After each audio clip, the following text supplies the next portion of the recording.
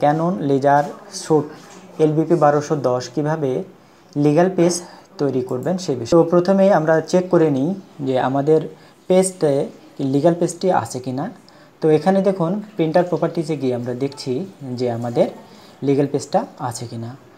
তো এখান থেকে চেক করলেই আমরা দেখতে পাবো যে লিগ্যাল পেজ যদি থাকে তাহলে এখান থেকে পাওয়া যাবে, আর যদি না থাকে তাহলে আমরা এখান থেকে লিগ্যাল আমরা জাস্ট স্টার্ট মেনুতে এসে আমাদের প্রিন্টারটি সঠিকভাবে ইনস্টল করা হয়েছে কিনা সেটা আমরা জাস্ট সঠিকভাবে ইনস্টল করলাম, দেখলাম যে ঠিক আছে। এখন প্রিন্টার অ্যান্ড ডিভাইস থেকে আমরা এটা দেখে নিব যে আমাদের লিগ্যাল পেজটি কিভাবে ক্রিয়েট করব।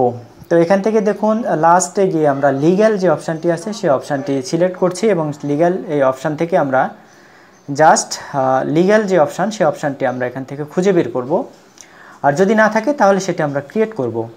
তো জাস্ট থাকে এরকম ভালোভাবে ইনস্টল যদি আপনি প্রিন্টার করতে পারেন তাহলে শেষের দিকে দেখবেন লিগ্যাল, এই যে এরকম এই লিগ্যালটি সিলেক্ট করে দিয়ে এখানে ক্রিয়েট নিউ পেজ এখানে এসে জাস্ট আমরা লিখে দেব লিগ্যাল পেজ দিয়ে সেভ ফর্মে ক্লিক করে দেব আমরা।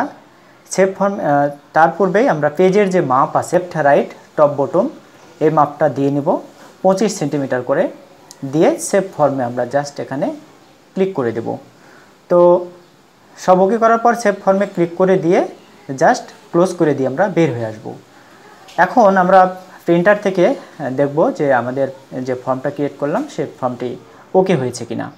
তো জাস্ট আমরা ক্লিক করে এখান থেকে চেক করছি যে আমাদের যে ফর্ম এখান থেকে দেখিয়ে দিতে হবে, এই যে দেখুন এখানে লিগ্যাল পেজ যেটা আমরা ওপেন করলাম সেটা ওকে আছে।